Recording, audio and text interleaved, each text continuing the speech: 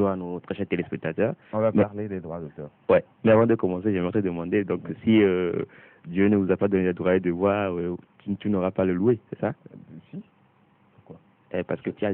C'était juste une transition. Ah, d'accord. Ok. Donc, aujourd'hui, on va parler du droit d'auteur. La dernière fois, c'était le droit à l'image. Et le droit d'auteur, comme tu le dis, tout le monde ne l'a pas parce que il faut avoir une œuvre bien précise avant d'acquérir ce droit-là. Alors, qu'est-ce que c'est que le droit d'auteur? Le droit d'auteur, c'est tout simplement l'ensemble des prérogatives exclusives qu'un auteur détient sur une œuvre de l'esprit, quel que soit son genre. C'est-à-dire, tu es un auteur d'une œuvre, quel que soit le genre, je vais en venir aux différents types d'œuvres, quel que soit le genre de l'œuvre que tu as constituée, que tu as inventée, là tu pourras détenir le droit d'auteur sur cette œuvre-là parce que c'est une idée originale, c'est une création originale. Alors, on peut avoir le droit d'auteur sur des œuvres audiovisuelles, les émissions télé. C'est une création, tu as imaginé une émission télévisée que tu proposes, là tu dois obtenir ce droit d'auteur-là. Mais je rappelle que tu ne seras pas à la maison pour obtenir ce droit d'auteur. D'accord? Il faut faire quoi? On a un bureau togolais du droit d'auteur ici, qu'on appelle communément Butodra. Donc, quand vous créez une œuvre comme cela, vous dirigez vers cette institution-là. C'est un établissement public créé par l'État pour avoir la paternité de votre œuvre. Vous voyez un peu. Donc, je parle tantôt des œuvres audiovisuelles. On a également les œuvres écrites, les articles, les livres. On a les œuvres visuelles, les tableaux de peinture. Et on a les œuvres dramatiques, on a les pièces théâtrales et tout ça. C'est beaucoup plus dans le domaine artistique, les droits d'auteur, beaucoup plus dans le domaine artistique. Et donc, c'est le Butodra ici au Togo qui est l'institution chargée de vous délivrer ce droit d'auteur. Donc, je rappelle que les idées ne sont pas soumises au droit d'auteur. C'est-à-dire, j'ai une idée par exemple, de création d'une émission. Lorsque l'idée n'est pas fixée sur un support physique, on ne pourra pas avoir droit d'auteur pour cette idée-là. Je ne sais pas si vous me comprenez un peu. Il faut matérialiser, soit vous le traduisez l'émission en projet écrit. Peut-être vous faites un tournage de voilà, justement, que vous ajoutez, et avec tout ce document-là, vous allez maintenant au niveau du Butodra. Alors, qu'est-ce que le Butodra fait? Quand vous allez avec cette création, le Butodra cherche d'abord à savoir s'il n'y a pas déjà une telle œuvre inscrite à son niveau.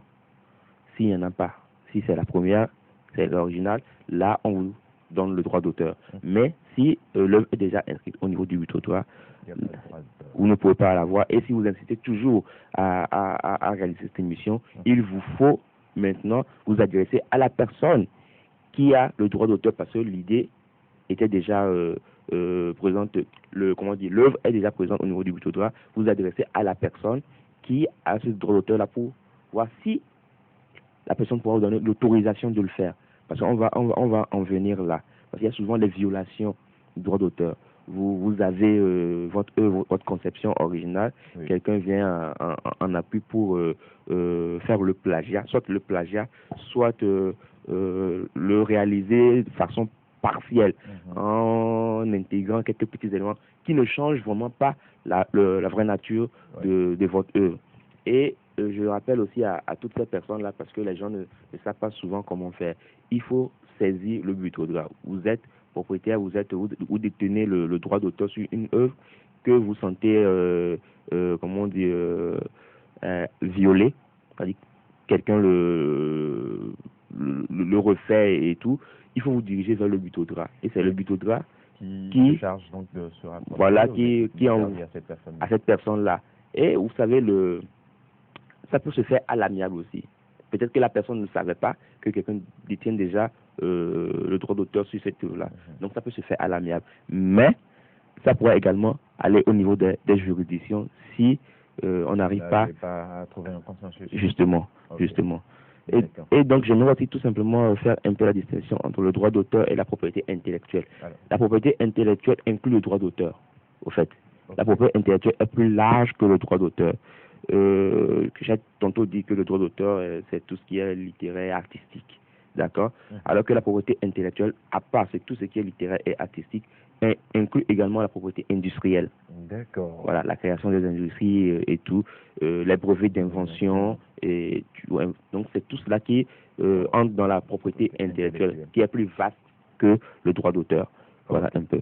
Merci pour tous ces. Mais tout- avant de ces partir, précisions. avant de partir, je crois que ça fait longtemps qu'on a plus, que moi j'ai plus fait de coucou aux gens, donc très spécialement, j'aimerais faire dire bonjour au commissaire Kolani à Atapamé, et à Madame Chucho qui est directrice du restaurant Bar La Moisson 2 et au directeur de la BTC à Atapamé, ainsi que toutes ces personnes-là qui nous suivent et qui nous aiment vraiment chaque week-end. Ils sont câblés sur la SF pour D'accord. suivre les week-ends. Justement, parlant du commissaire, vous avez été arrêté, c'est ça? Non, pas vraiment. Vu que. Non, Mais non, bon, non, pas